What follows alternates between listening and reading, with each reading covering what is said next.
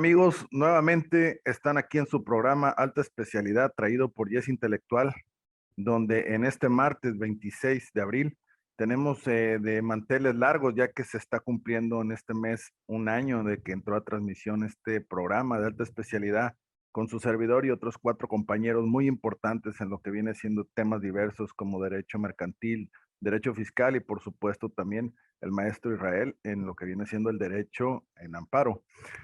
Y pues estamos nuevamente con una transmisión más por parte de su servidor, que el cual se encarga ahora sí de las ciencias forenses y de lo que viene siendo también parte del derecho penal, en el cual, bueno, hemos tenido durante este año pues diversos programas muy interesantes en materia de genética forense, técnicas de investigación, criminalística, criminología, criminalística inclusive con personal del Cuerpo Técnico de Investigación de Colombia, con Federico Baduino de Argentina y con muchos personajes los cuales me he tenido la grata experiencia de poder no solamente convivir con ellos, sino poder transmitir ese conocimiento de primera mano, por lo cual pues nuevamente nos encontramos aquí hoy de una manera solitaria, dado que es un poco complicado aquí en la zona norte del estado de Veracruz con respecto a las telecomunicaciones, dado que es complicado ya que no tenemos a veces tanto señal de internet,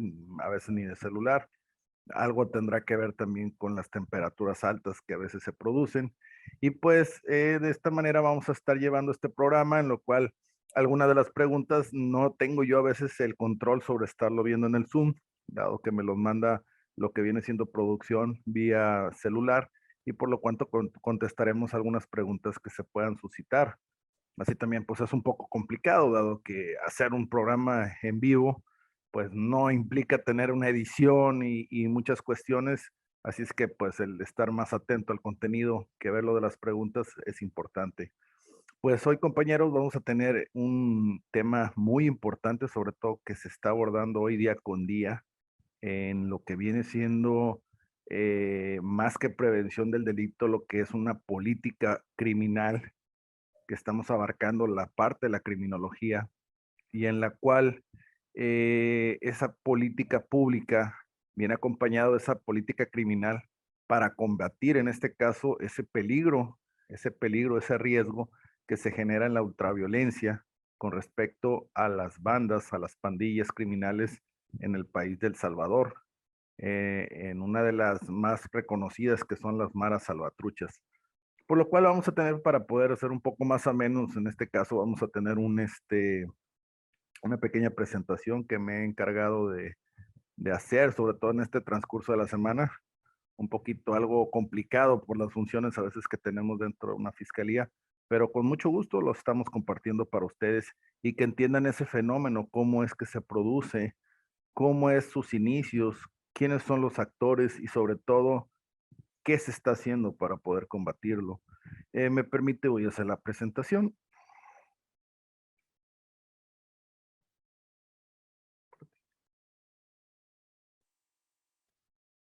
Y pues tocando nuevamente lo que viene siendo el tema de la política criminal del presidente Salvador Nayib Bukele.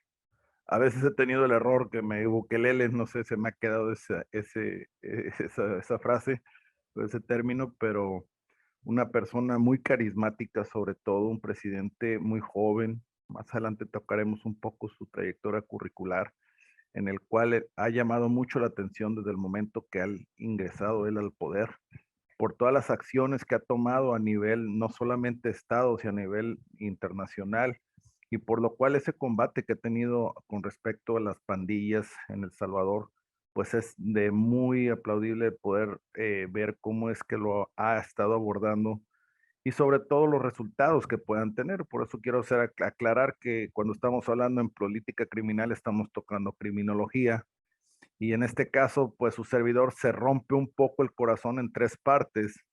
La primera como abogado litigante, la intermedia como fiscal y la tercera como alguien que conoce en materia de criminología por esa experiencia que tengo en una maestría en comportamiento criminal y delincuencial.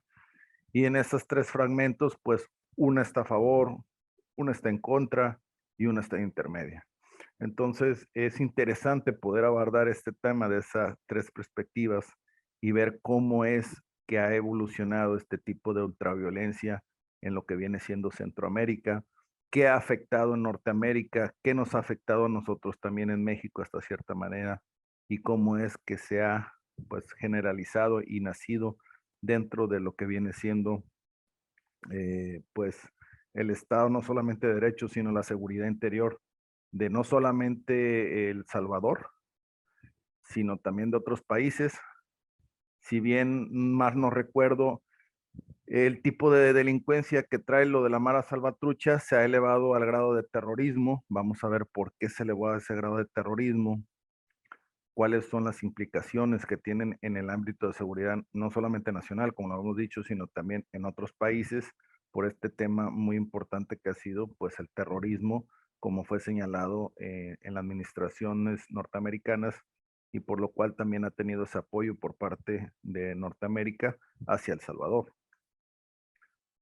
Hablando concretamente, vamos a hablar pues de El Salvador, donde se encuentra actualmente instaurado, pues no llamémoslo el régimen, pero sí lo que es el presidente Nayib Bukele, y en el cual vamos a poder observar que se encuentra prácticamente en la colindancia con nuestro estado mexicano, a escasos, podríamos decir, kilómetros, solamente dividido por Guatemala, por lo cual aquí es muy puntual decir algo que me llamó mucho la atención. La verdad es que cuando me puse a investigar, sobre todo para poder documentarme, en este caso, acerca del problema que ellos tienen con lo de las maras, con las pandillas, yo recuerdo siempre cuando he visto los programas de televisión en los noticiarios sobre esas caravanas de personas emigrantes, cuando los abordan y los entrevistan, el por qué ellos abandonan sus países, sobre todo en el caso de Honduras, de El Salvador, y casi siempre me he topado con esa frase muy característica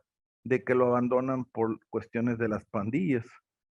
Entonces, hasta cierta parte somos un público indolente porque no conocemos realmente el trasfondo de lo que pueda ocurrir, con qué se refieren a unas pandillas, porque al momento de encasillarlo nosotros, pues nos estamos abordando como podríamos ser una pandilla, no sé, en el caso cuando yo vivía en Monterrey, Nuevo León, pues algo que fuera de la independencia, en España a lo mejor veríamos como una pandilla de los Latin Kings, en otros estados, pues otro tipo de pandillas y totalmente no tiene mucho o nada que ver con ese tipo de delincuencia, ese tipo de modus vivendi de las pandillas criminales que tenemos aquí, en las bandas criminales que tenemos a lo mejor en México, y es algo totalmente radical.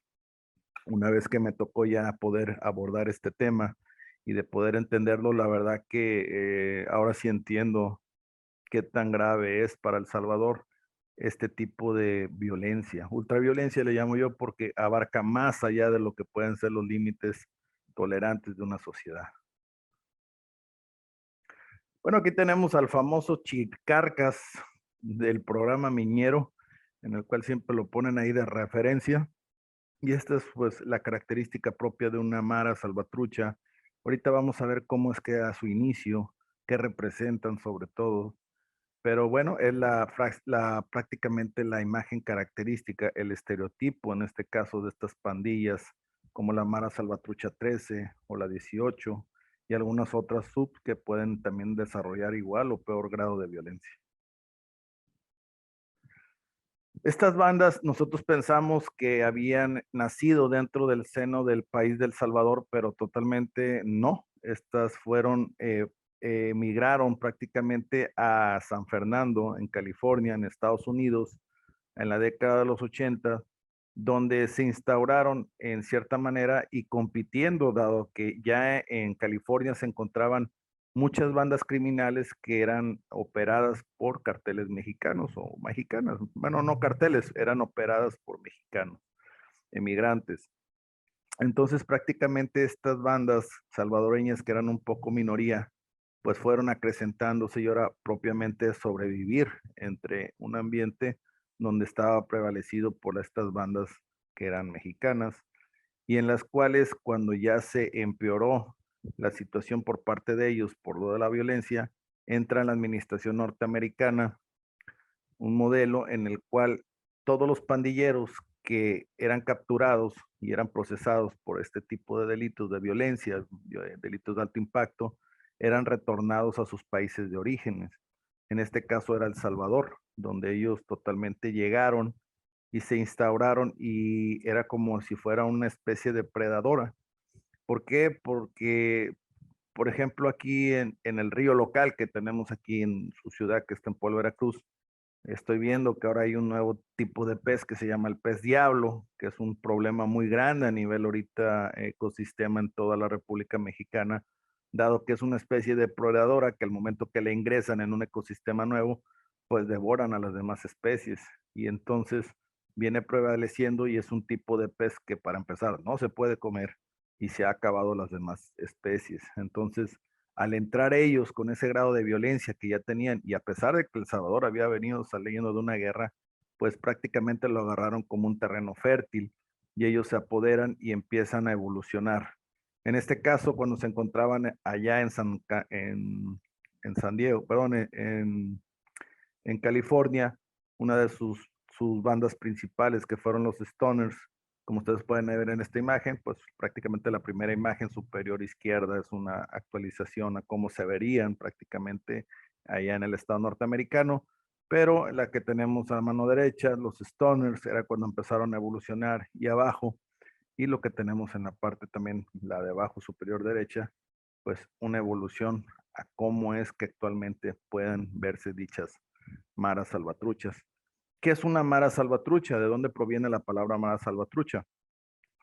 Pues mara lo relacionan con lo de las pandillas. Yo en lo que viene siendo mi concepto personal, siento que viene más por el tema de lo que es una marabunta, que es ese grupo de hormigas muy violentas que pueden devorar todo lo que pasen, todo lo que se ponga a su paso, y lo que viene siendo salva, de Salvador, y trucha, que es un término que inclusive aquí en México lo ocupamos mucho, de ponte trucha, ponte inteligente, ponte vivo. Ese es el término etimológico de Mara Salvatrucha. Aquí viene una pregunta muy importante cuando estamos hablando de la criminología, y en este caso hablamos de una pandilla, no solamente la 13, la 18 y cualquier otra en este contexto de la Mara Salvatrucha, sino si nacen o se hacen. Y es ahí donde viene este concepto un poco duro. ¿Por qué? Porque estoy hablando no bajo mi conciencia, sino estoy hablando lo que es un estudio. No por estar tatuado una persona quiere decir que sea un criminal. Su servidor inclusive tiene 2 tatuajes y no por eso me convierten en un criminal. Pero hay ciertas circunstancias que conllevan a este modus vivendus, sobre todo en el caso de las maras salvatruchas. Si bien no recuerdo, ahorita veremos por qué el cambio muy, muy radical. Pero ellos lo dice más adelante cuando veamos esas declaraciones de Nayib Bukele sobre cómo hasta cierto punto lo ven de un modo fenomenal por parte de la criminología, de los estudios de las ONGs con respecto a las violencias por los tatuajes, como si fueran una especie fantástica. Y ahí es ahí donde viene el problema. La verdad que por más fantástico que puedan significar la simbología de todos los tatuajes, es muy complicado por lo que ello representa. Es un grado de violencia extrema que viene adherido a los tipos de los tatuajes. ¿Qué quiere decir con esto? Me acuerdo de una película muy, bueno, yo creo que a lo mejor gente que es de mi edad sabe acordar lo que es la película Aliens, El Regreso, la segunda parte, cuando regresa Sigourney Weaver con los Marines a la colonia y ya fueron acabados todos los colonos y se encuentran en unas cápsulas los famosos atrapacaras, se encuentran 3 que están vivos. Ella al momento de verlos y reconocer que uno de esas criaturas había exterminado a la tripulación donde ellos se encontraban en el Nostromo, les exige a los soldados que las eliminen, que las acaben.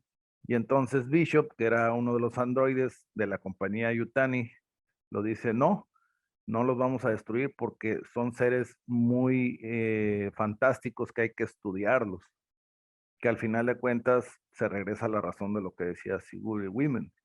de que es una especie que pues no es tan grato de estudio porque al final de cuentas su grado de peligrosidad es más allá y por lo tanto preferiría no estudiarlo porque no existiera a estudiar algo que realmente ha cambiado el modo de la seguridad, no solamente interna de El Salvador, al ser elevado al grado de terrorismo, implica de que es algo un poco más serio, no solamente en el contexto de El Salvador, sino fuera del país, también en otras partes. Y ahorita veremos más adelante por qué fueron elevados a ese grado y por qué va más allá de la violencia de su entorno como pandilla.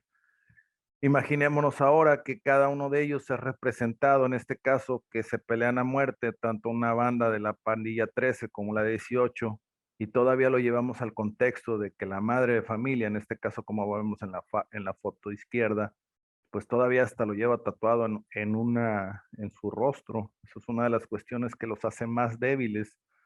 ¿Por qué? Porque el contexto que ellos llevan también de un tatuaje es totalmente inverso a que todo el rostro, todo el cuerpo lo sumergen dentro de esta simbología, y ese es el punto débil por parte de una Mara.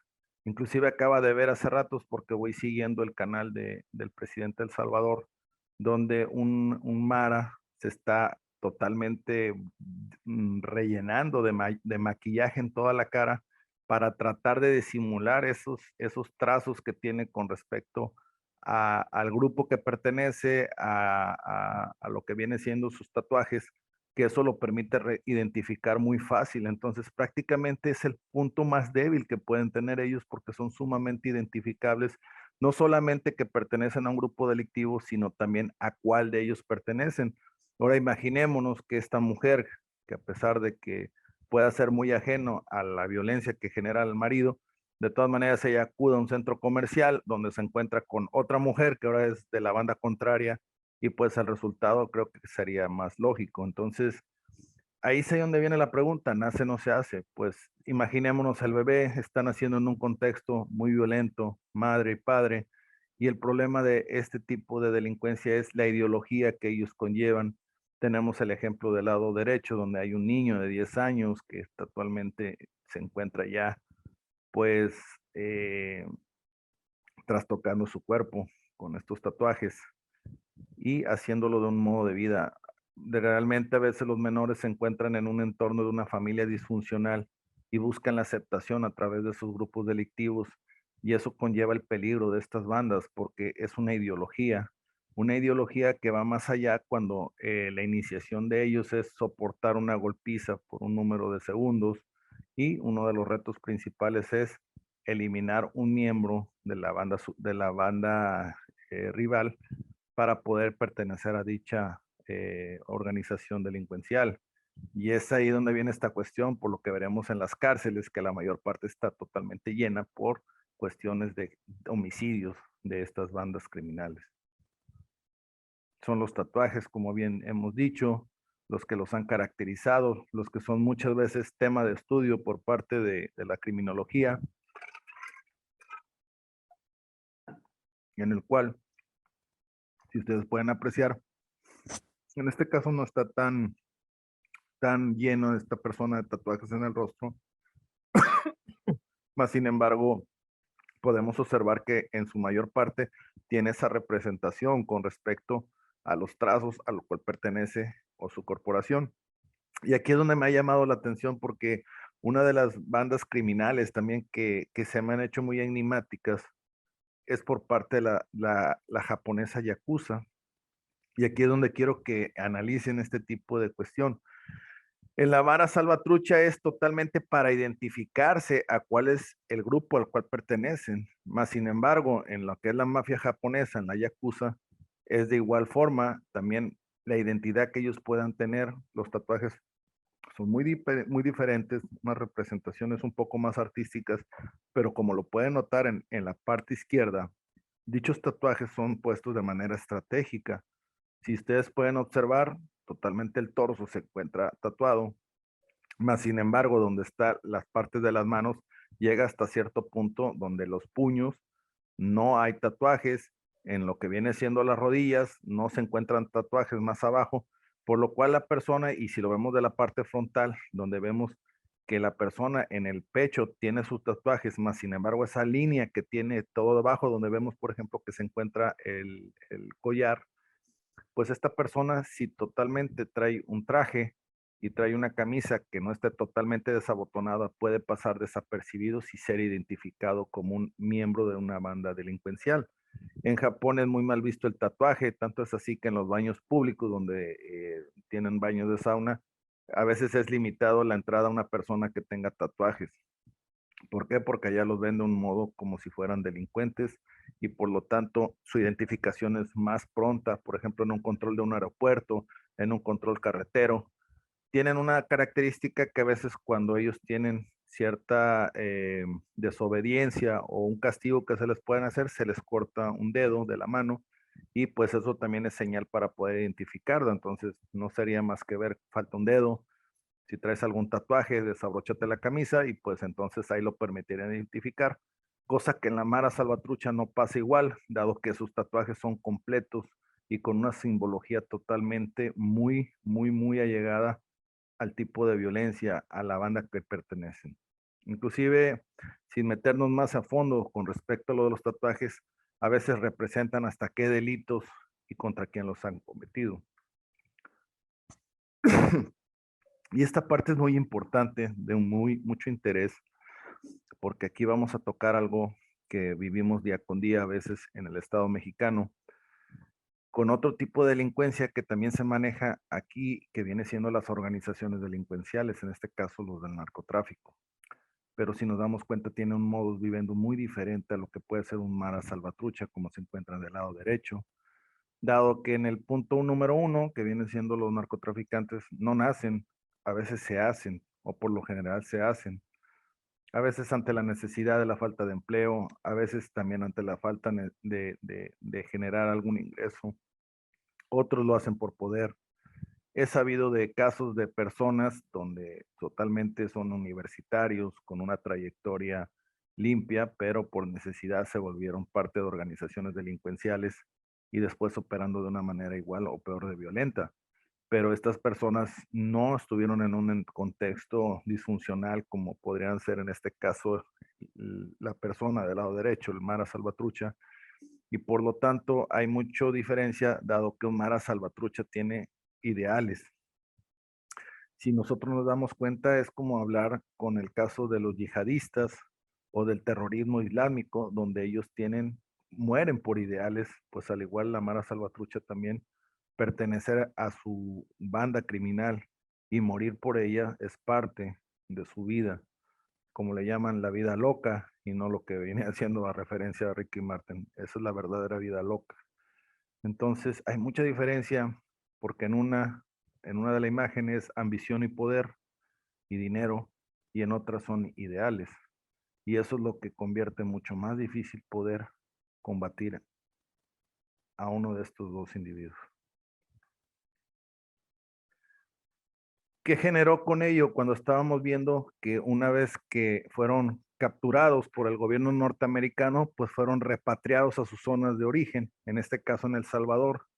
Y muchos al momento de ingresar a dicho estado salvadoreño, pues inevitablemente algunos optaron por la vida delincuencial y pues tuvieron que caer en cárceles que se fueron sobre abarrotando, trayendo consigo estos resultados que ustedes pueden ver, una sobrepoblación brutal, en el cual podemos ver el hacinamiento en las cárceles de América Latina, dándonos cuenta que pues en primer lugar se encuentra Haití, y segundo, por supuesto, el tema de estudio que es El Salvador. Y estamos hablando de un estudio del 2019-2020.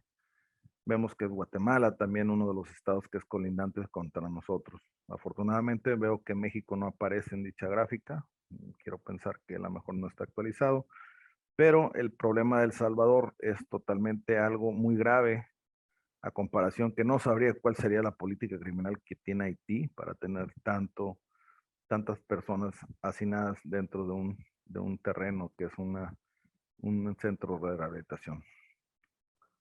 Y es aquí donde viene la parte importante que yo no había entendido hasta que entro a este estudio, Que a diferencia de las bandas criminales que se encuentran en México, o las organizaciones delincuenciales, vamos a llamarlas por banda criminal o organización delincuencial, en este caso, las organizaciones delincuenciales aquí en México, que se encuentran estas personas detenidas dentro de los centros o de las cárceles, pues ellos operan a través de lo que es la extorsión o de diferentes tipos de delitos patrimoniales en contra de la población civil por las facilidades, la corrupción que pudieran haber tenido para tener equipos de celulares dentro de las cárceles. Y esto conlleva de que se hacen o se allegan de recursos materiales o de riqueza. Pero lo que es diferente es que esta riqueza se produce de adentro, pero va para afuera, para el cartel. Mientras que lo contrario pasa con las maras salvatrucha o con estas pandillas, donde desde adentro operan para que afuera produzcan dinero a través de la extorsión, de los delitos diversos y allegarse de ese dinero para hacia adentro, como habíamos dicho, pues una de las iniciaciones por lo general es lo de pedirle la vida de un rival contrario, por eso es que tienen esos hacinamientos también con respecto a los homicidios y es parte de la subcultura de que no te preocupes, tú puedes acabar con la vida de otro, si acabas dentro de la cárcel, adentro de la cárcel es otra vida en la cual vas a poder tener ciertos privilegios, placeres, prostitutas, vamos a ver más adelante como lo dice totalmente su presidente, y pues como vemos a esta persona, pareciera que adentro se arman mucho más que estando afuera.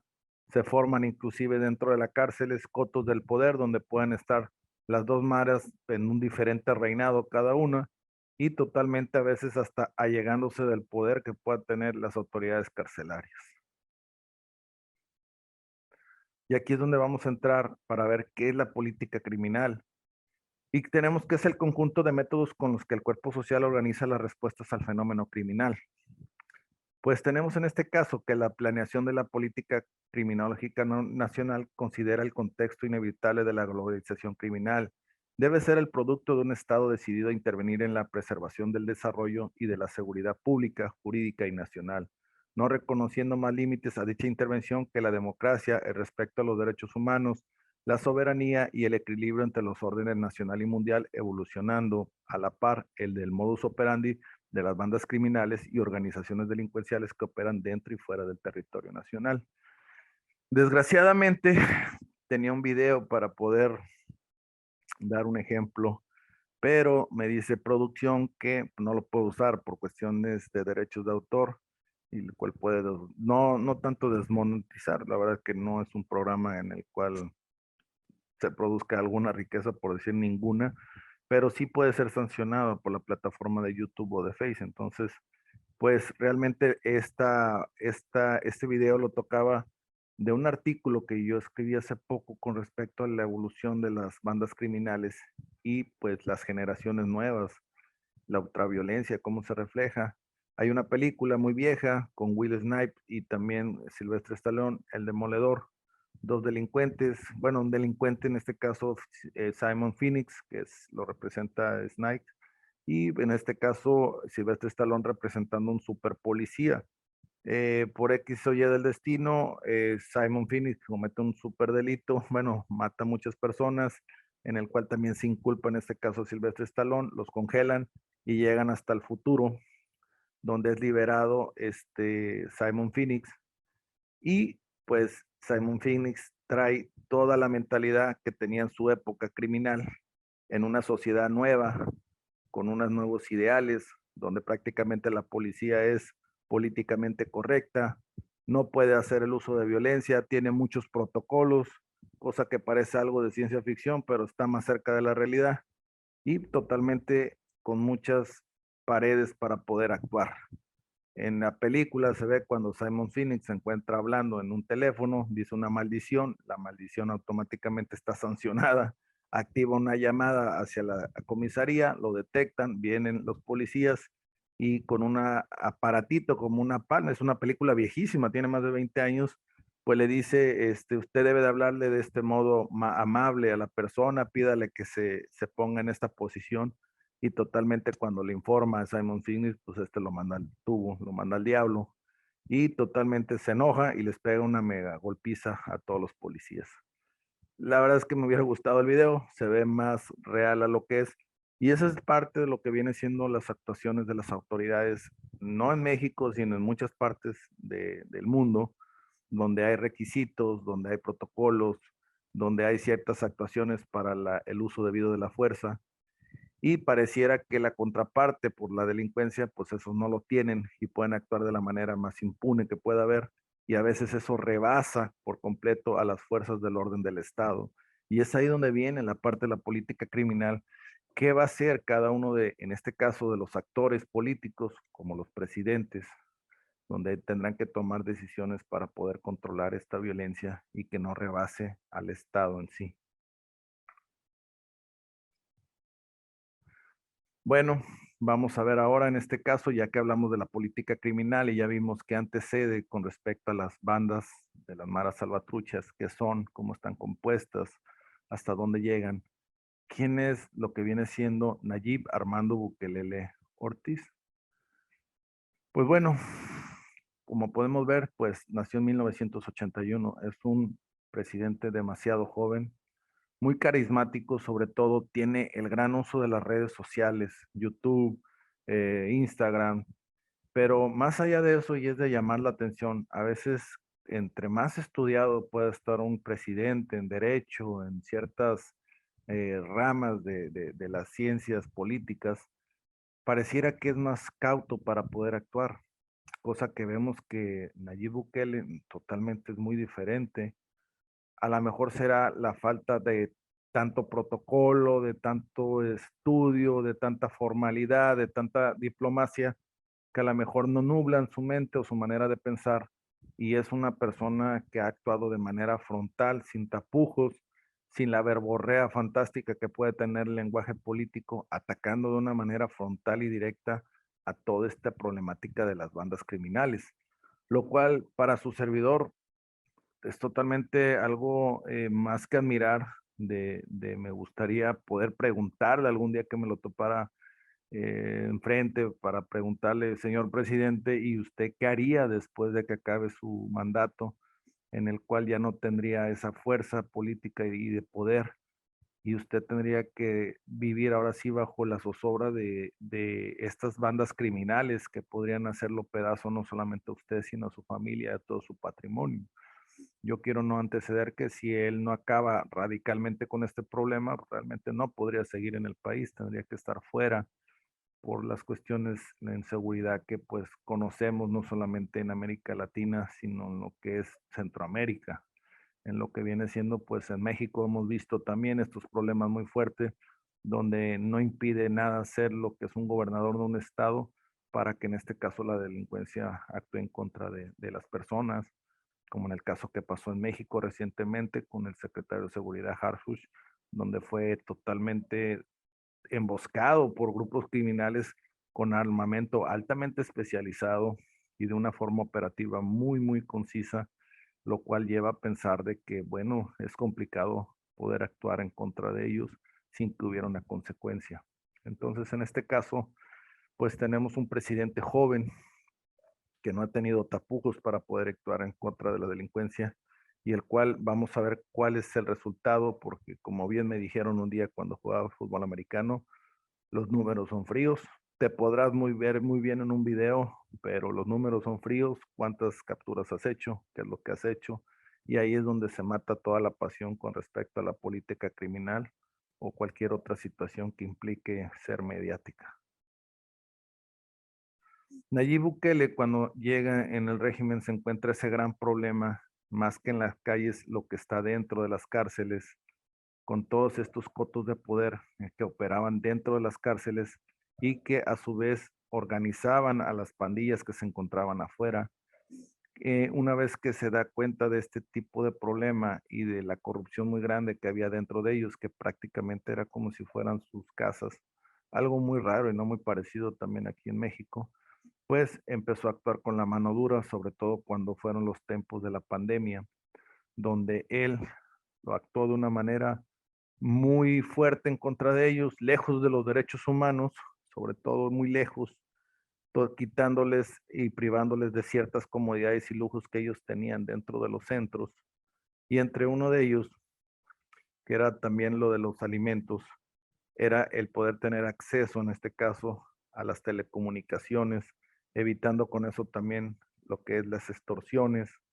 Muchas veces aquí en México, ¿cuántas veces no recibimos una llamada que pueda ser de personas que te están tratando de extorsionar? Y a veces estas llamadas son realizadas dentro de los núcleos carcelarios, donde tal vez no haya bloqueadores de señales y tienen ciertos privilegios. Entonces, él empezó a atacar ese problema de raíz.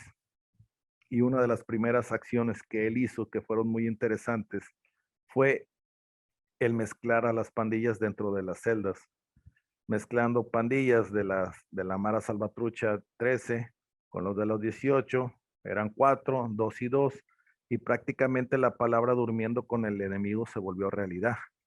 Y vaya sorpresa, porque eso evitaba que pues ese derramamiento de sangre que tenían adentro de los núcleos carcelarios. Y otra de las cuestiones que él también implementó era el sellar, en este caso, las rejas, que imagínense, de por sí es un infierno estar adentro de una cárcel. Me ha tocado cuando estábamos en las funciones también como Ministerio Público en el sistema inquisitorio, realizar las entrevistas dentro de las cárceles para recepción de denuncias, o a veces acudir con los jueces para, en cual caso de que hubiera alguna denuncia, pues ahí tomar parte. Y visitaba a veces las celdas, las cuales de por sí era muy caliente, máximo en estas fechas. Pues imaginémonos ahora que no tengan ellos siquiera respiraderos. ¿Por qué? Porque fueron tapadas, evitando con esto la comunicación que ellos puedan tener. Porque otra también de las características que tienen las maras salvatruchas es ese lenguaje que tienen de señas, como lo pueden ver a veces en las películas, cuando tienen esas gesticulaciones con las manos y se pueden estar comunicando prácticamente en un, no dialecto, pero sí de una manera como si fueran personas sordomudas.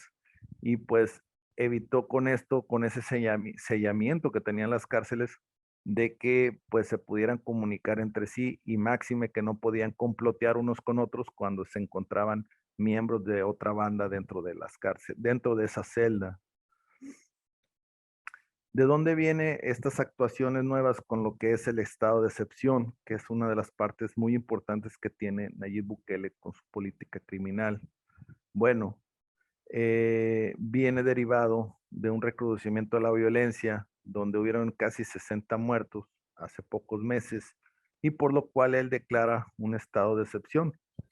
Me gustaría en este caso tocar, vamos a ver ahorita un video con respecto a qué es el mensaje de Bukele, y a partir de ahí de Bukele, perdón, vamos a partir para poder entender y desarrollar lo que viene siendo el estado de excepción en su política criminal.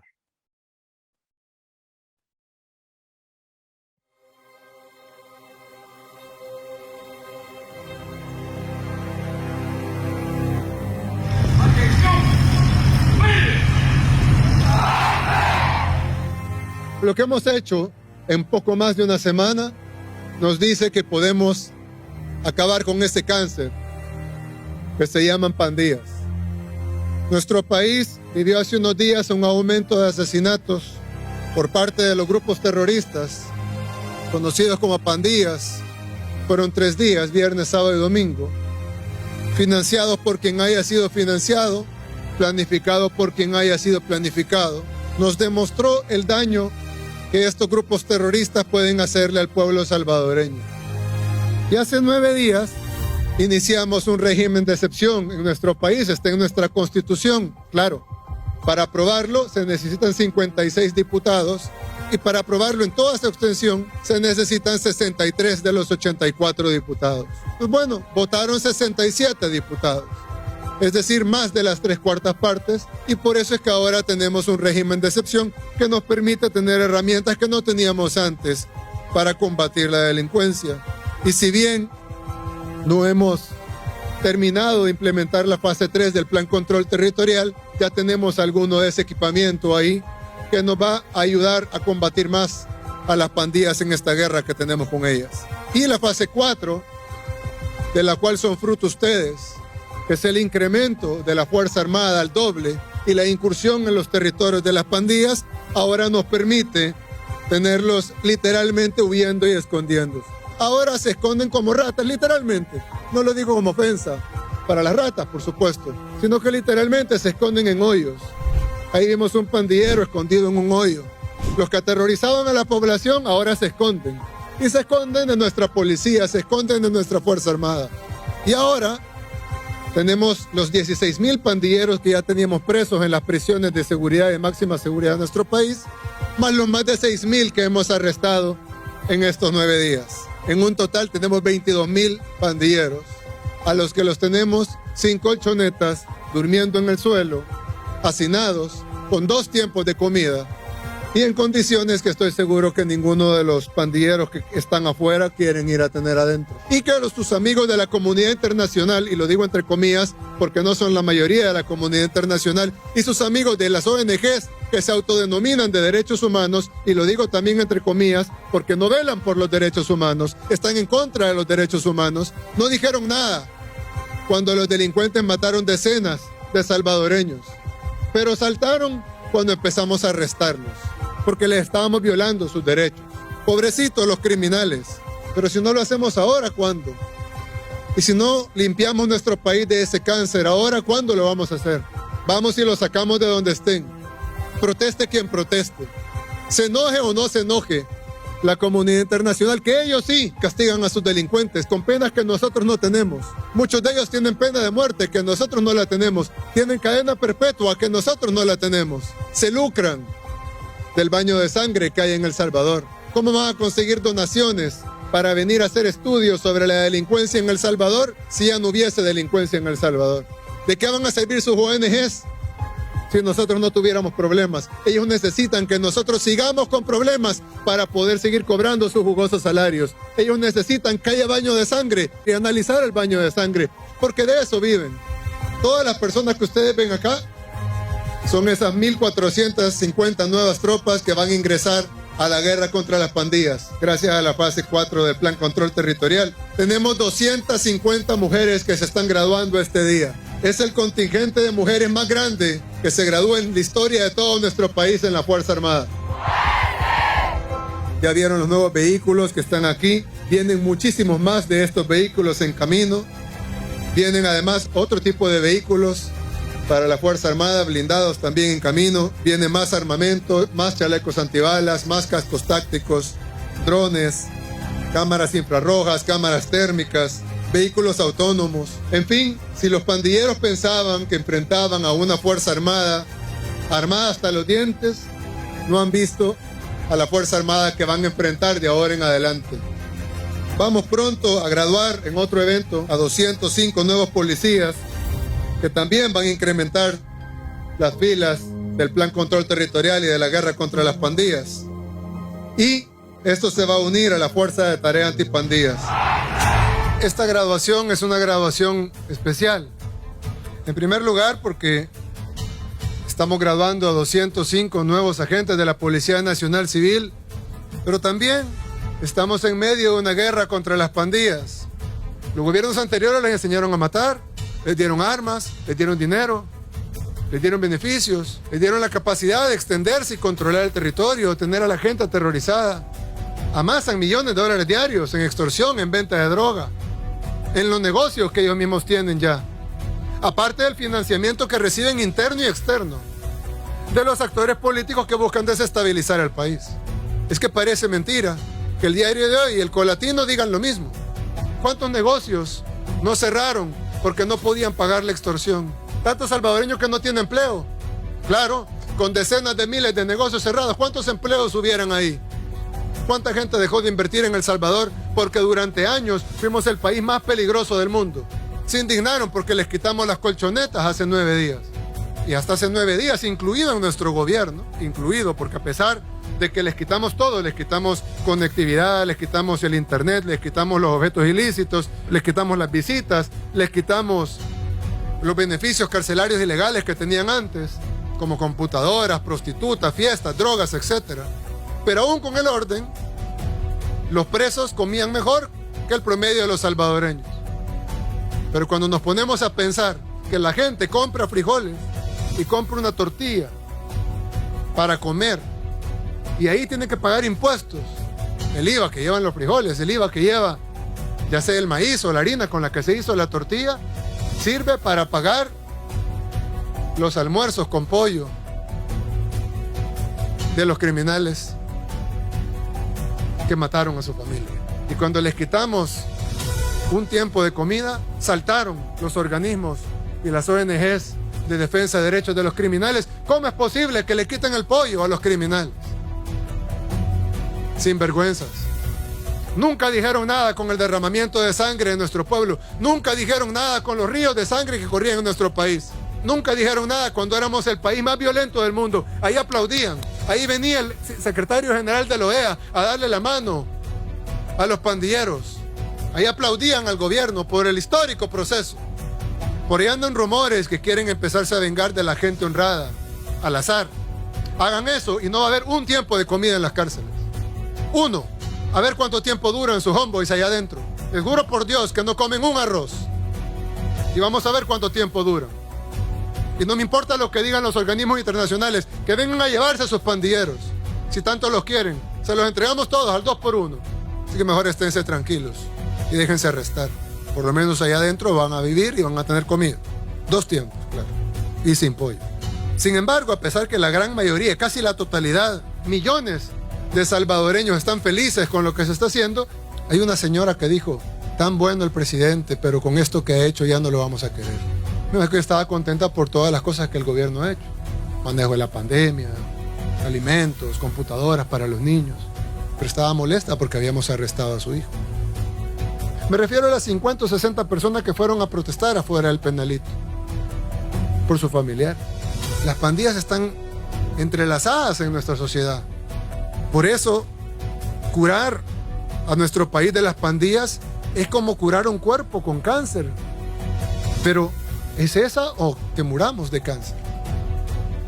Y ahora tenemos la ventaja, porque me imagino que ustedes se frustraban cuando llevaban el montón de pandilleros arrestados y a los 3 días salían libres por jueces corruptos. Hace unos días agarramos un cabecilla, uno de los tantos cabecillas que se han agarrado, que fue llevado 7 veces capturado entre 2005 y 2016 y las 7 veces salió libre. Ahora lo volvimos a capturar, pero ahora no va a salir libre. La población solo tiene a Dios y a ustedes para protegerlos. El pueblo salvadoreño honrado los admira, los respeta, los quiere, los bendice. Y en esta lucha entre el bien y el mal, la vamos a ganar porque estamos del lado del bien y porque tenemos la bendición de Dios. ¡Gracias, señor presidente!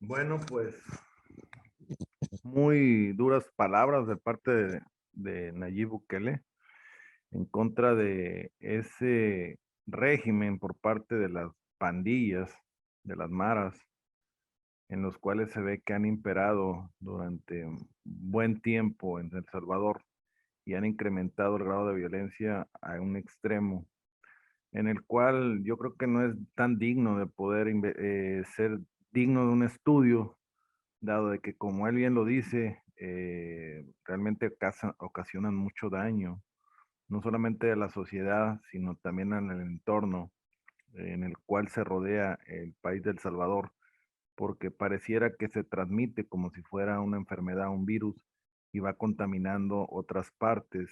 Por eso es que fue elevado también como terrorismo. Ahorita veremos el caso en el cual fue, de que por qué se mencionan, porque hay una característica muy importante y es que dichas bandas atacan a la población civil.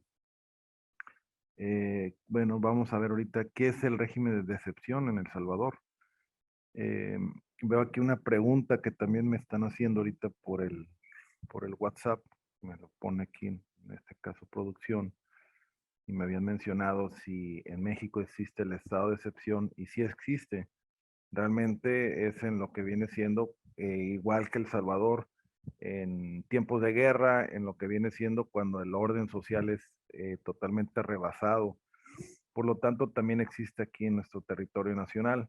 Pero en El Salvador está inscrito dentro del artículo 29 de la Constitución y nos dice que con la suspensión de las garantías de los artículos 7, 12, inciso segundo, 13, inciso segundo y 24 de la Constitución, se podrá prohibir las asociaciones y reuniones para perseguir y desarticular las estructuras criminales, ampliar el procedimiento administrativo de detención para que la Fiscalía General de la República pueda recabar pruebas, intervenir las comunicaciones de grupos delictivos.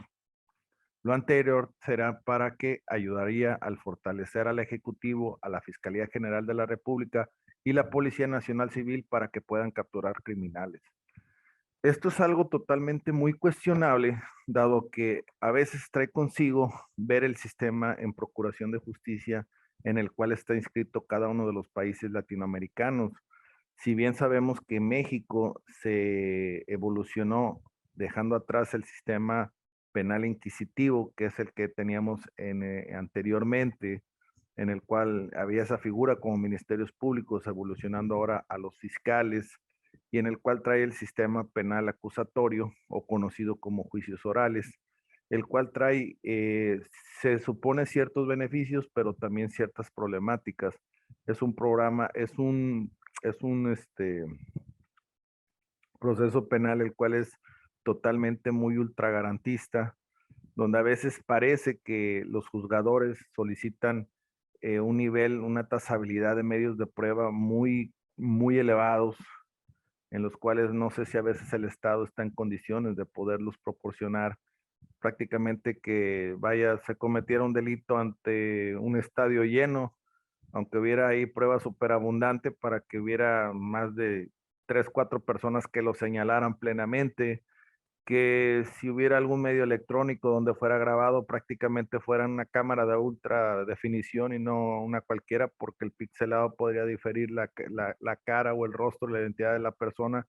Y a veces ese tipo de ultragarantismo, por eso me hubiera gustado haber podido poner ese video del demoledor, es lo que a veces bloquea en cierta manera el actuar por parte de las autoridades, tanto preventivas como en el caso también los que imparten la procuración de justicia. Y trae consigo a veces que pueda ser como una puerta giratoria donde entran por un lado y salen en el otro. Él mismo lo menciona, una persona que fue detenido 7 veces y parece que viene el grado de impunidad, donde esta persona, eso es peligroso porque la impunidad genera más confianza para los grupos delictivos.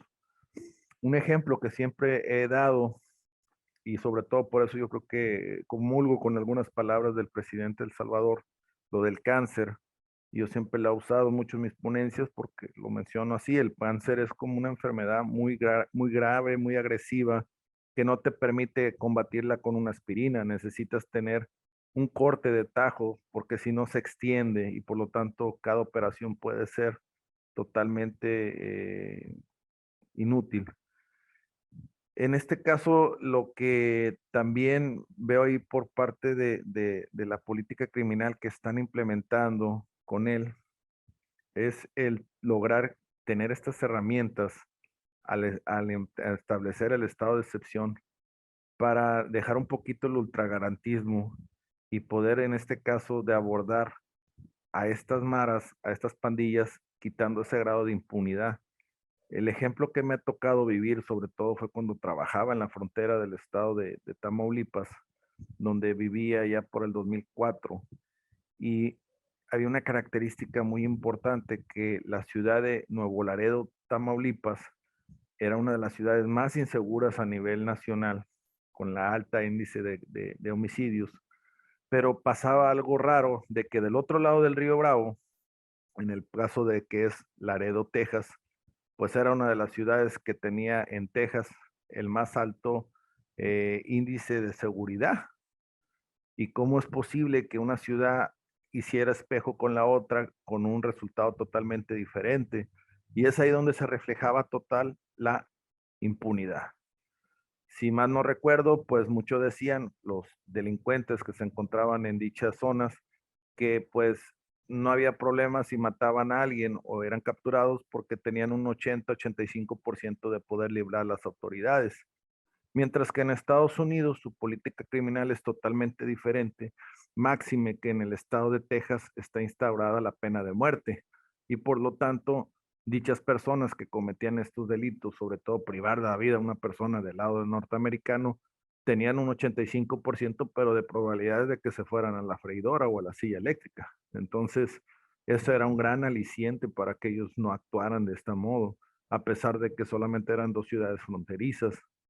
Y este fenómeno es totalmente entendible. A veces es cómo es posible que una persona se comporte de una manera muy diferente, un ciudadano a pie, en el lado mexicano, pero en cuanto pasa del otro lado, cruzando la franja fronteriza, se transforma y se evoluciona, lo que a veces le cuesta décadas y siglos a la madre naturaleza en pocos segundos por las normas que tienen en el otro lado y las consecuencias que tiene y que las aplica el Estado, en este caso norteamericano, y a veces pues no las aplica de igual manera el Estado mexicano. Entonces, esto implica una impunidad, la cual ellos, a la manera de actuar, imagínate una persona comete un homicidio y no hay medios de prueba suficientes para poder imputarle a él el delito, sale libre y esto conlleva de que la persona se pueda envalentonar y generar un grado de confianza a esas organizaciones delincuenciales todavía peor.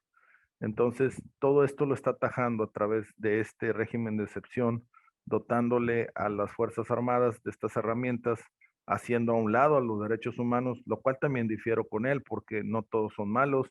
Yo conozco mucha gente muy buena que pertenecen a derechos humanos, que son víctimas, que fueron víctimas en el caso de los desaparecidos, de los colectivos, de las madres de buscadoras, de gente que han tenido, que han sido víctimas y que ahora pasan a ser parte.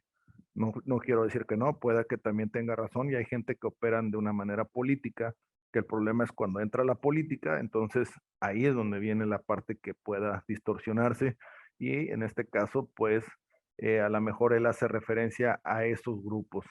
Es una cuestión un poquito meternos a políticas públicas, pero bueno, en la política criminal, como yo les había dicho, él lo implementa a través de sus Fuerzas Armadas.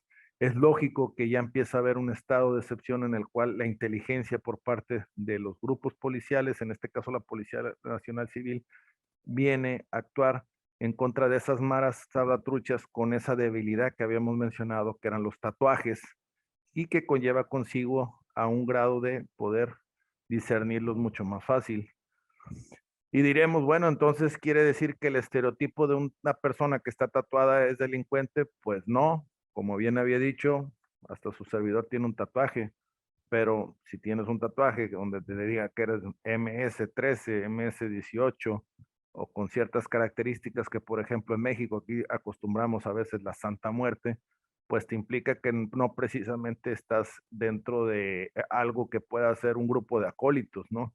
Y estas cuestiones pues son sumamente aprovechadas, en este caso en el estado de excepción, para poder hacer en este caso los arrestos de este tipo de personajes. Y aquí es donde viene la parte muy importante que habíamos tocado con la política criminal.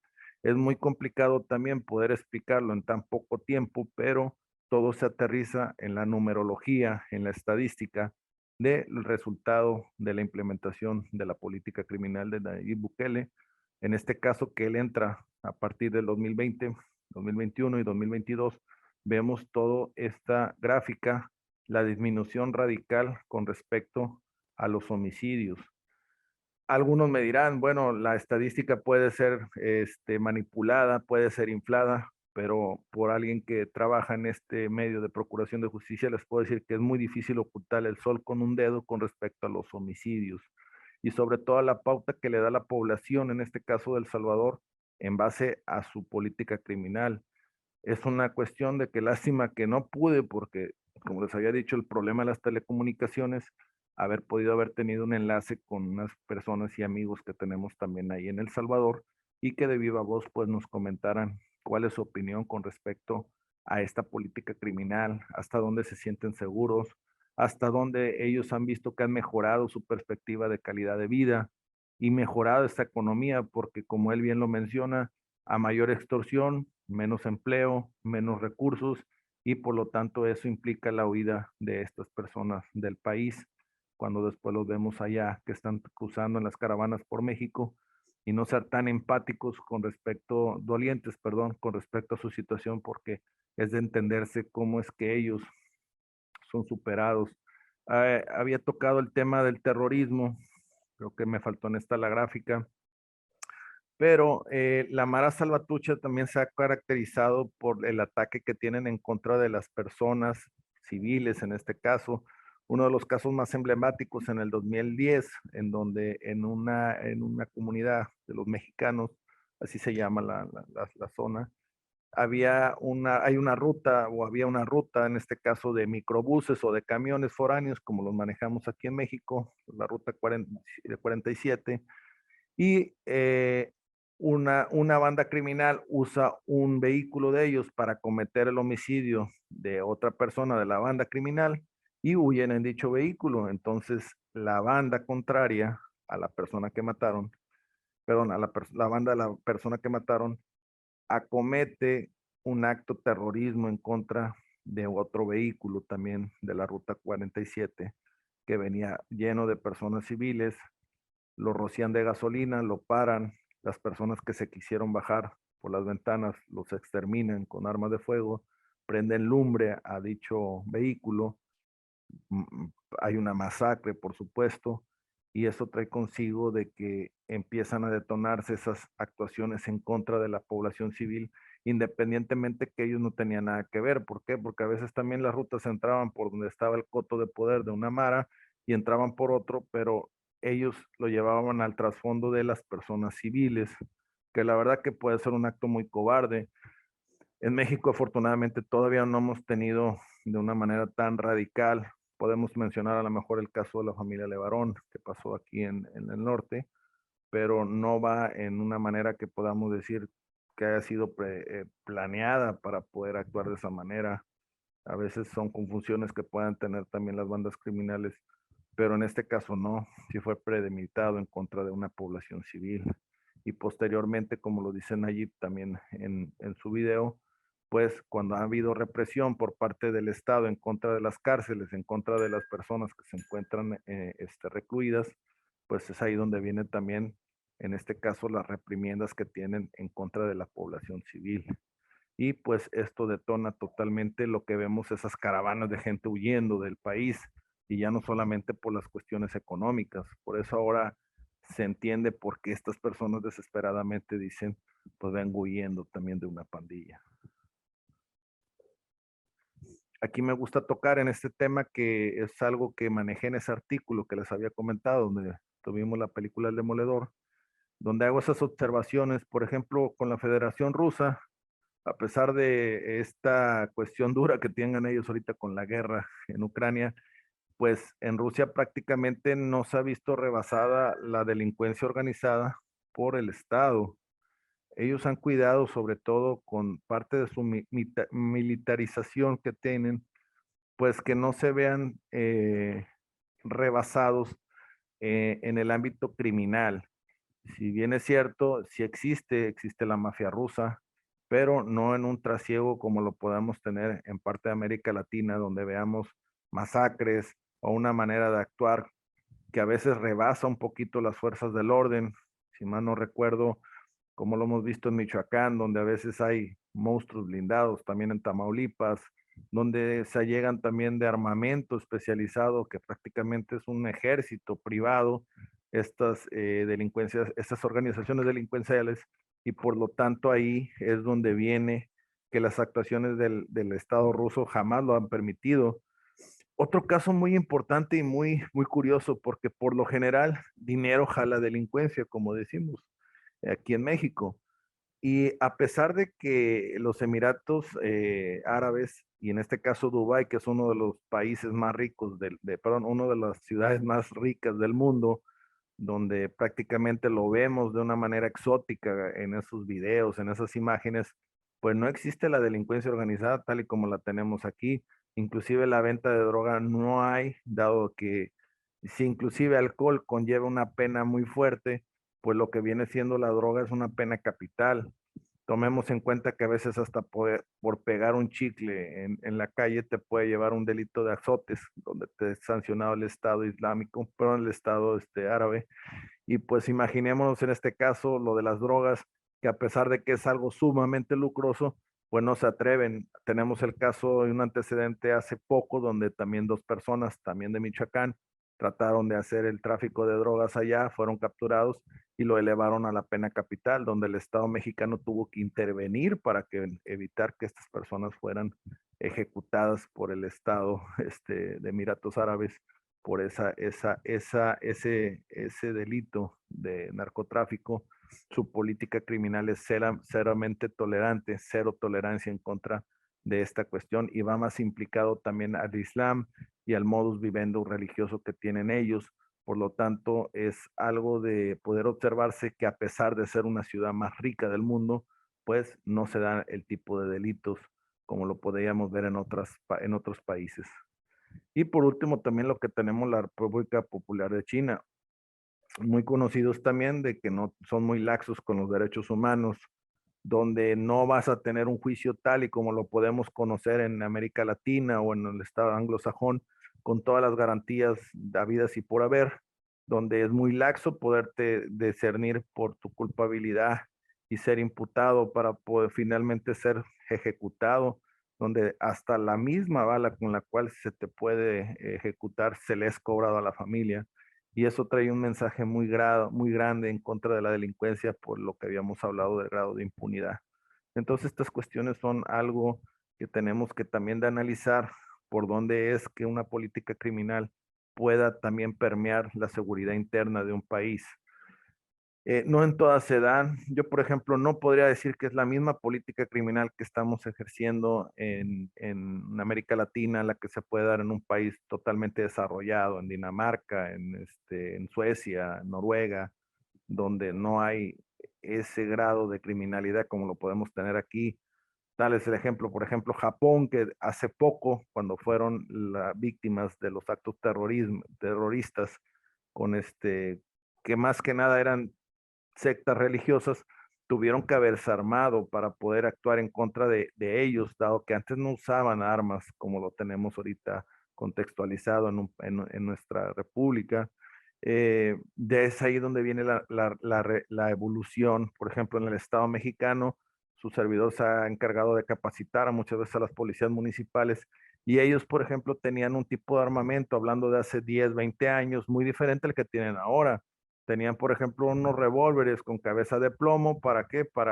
Con munición cabeza de plomo, porque no tenían a lo mejor esa preparación que podía tener una fuerza armada de prácticas de tiros, y eso se evitaba que si ellos no tenían un tiro de precisión, pues no cometieran una baja mortal si es que no podían pegar, porque tenían una cabeza de plomo, en este caso, la munición que ellos llevaban. Pero evoluciona la delincuencia organizada, armamento mucho más patente, y por lo consiguiente tuvieron también que evolucionar con chalecos antibalas, con armamento, con vehículos blindados, con armas más especializadas. ¿Por qué? Porque al tener también la delincuencia vehículos blindados, tenían que tener rifles de asaltos, ya no podían tener una 38, tal vez una 9 milímetros, y cuestiones que viene siendo parte de sus modos de operar para poder combatir en este caso su contraparte, que es la delincuencia. Son en pocas maneras las políticas criminales que adoptan los estados cuando se ven rebasados, como lo vimos ahí con El Salvador, con respecto a las delincuencias. ¿Que funciona o no funciona? Pues bueno, no solamente la estadística, viene la opinión pública, lo cual pues es de poderse aplaudir que en Salvador se ha visto una gran evolución con respecto a esta política criminal que ha actuado su presidente. Es todavía muy prematuro para poder evaluar un contexto global. Falta ver un poco más lo que ha avanzado y, como siempre, pues aprender de lo bueno de cada país y descartar lo malo que pueda pasar. Es un mensaje muy claro con respecto al trabajo que ha venido haciendo este presidente joven, en el cual, pues, con su mentalidad de empresario, hemos visto que se ha dejado atrás todos esos preceptos politiqueros que a veces se tienen cuando es personajes que se han tenido una trayectoria política muy larga, y él totalmente, como decimos aquí en México, ha tomado el toro por los cuernos. Pues amigos, veo aquí una pregunta, permítanme ver. Que cuál es más peligroso en este caso, si la delincuencia organizada en México, los narcos, o en el caso de los maras. pues más que peligroso, es cuestión de ideología, como lo había mencionado. Vuelvo a retomar de que una Mara Salvatrucha tiene una ideología con respecto a su modus vivendi, y esto va un poco más allá del coto de poder que pueda tener un narcotraficante con el poder, o en este caso también del recurso material. Es como lo habíamos dicho, un persona, un terrorista islámico, pues lo hace por sus creencias y no le cuesta mucho llenarse de bombas para automutilarse, y en este caso sabe que tendría un premio del otro lado de la vida, donde va a estar rodeado de 40 vírgenes o va a tener el paraíso. Pues al igual también alguien de la Mara Salvatrucha, bueno, tienen sus ideales, morir por su banda, y pues inclusive es tan complicado que cuando ellos tratan o se encuentran dentro de las cárceles y se quieren quitar los tatuajes, eso le puede traer también la pena de muerte por parte de su misma banda, tratar de quitarse el tatuaje o borrárselo, y después, aunque venga una reforma por parte de su vida o cambió, como puede pasar, pues es imposible tratar de quitarse todos los tatuajes por los recursos que necesitaría para poder borrárselos, y esto lo deja totalmente indefenso ante una sociedad que lo va a prejuzgar. Entonces sí es muy complicado ver esta, porque viene más del lado de la ideología. Pues bueno, nos ha ganado un poquito mucho el tiempo, pero pues yo creo que más o menos hemos visto algo de lo que viene siendo esa problemática que se encuentra en El Salvador, que pues en cierta manera también está un poco tropicalizada con lo que tenemos aquí en territorio nacional. Hemos visto también ciertas situaciones en las cuales se ha visto inmerso, como en el caso de Sinaloa, eh, este rebase por parte de las instituciones. Y pues ya esto será valorado por cada uno de ustedes. Como bien lo digo, yo no estoy prejuzgando, no es una opinión propia, estoy hablando desde el punto de vista de lo que viene siendo el comportamiento delincuencial y criminal que viene aportándose por la criminología, y en este caso de la política criminal de cada estado. Cada estado tiene su política criminal en mayor o menor medida, y pues es cuestión de también no solamente analizar los factores, sino sus ideologías y su estadística para ver si realmente funciona o no. Pues muchas gracias, amigos, me da mucho gusto pues haberlos acompañado en este espacio aquí en su programa Alta Especialidad, donde espero que próximamente vamos a tener en el siguiente programa muy interesante. Sobre todo vamos a tocar un tema de los asesinos seriales, pero no de los Zucaritas ni del Choco Crispis, que tanto les gusta a algunos y que va más enfocado a los criminales de Estados Unidos de antaño. Vamos a tocar un tema que no quiero adelantarme para que quede como sorpresa, y del cual pues vamos a tener también un invitado de lujo. Vamos a ver cómo vamos a resolver ese problema de las telecomunicaciones. Creo que no voy a tener tanto problema. Vamos a estar un poco fuera de nuestra zona de aquí del norte del estado. Vamos a estar concentrados allá por Jalapa, y por lo tanto eso me implica poder tener mejor infraestructura. Es un programa pobre en producción, pero muy rico en contenido, eso sí lo puedo decir. Entonces, pues hacemos lo máximo que podemos con lo poco que tenemos. Y pues esa será una gran sorpresa. Pues estamos para servirles. Perdón por lo de las preguntas, no puedo ahorita decir tanto, había tanta información. Vamos a dejarlo después en otro espacio donde podamos poder volver a ver las preguntas o retomarlo en una segunda parte.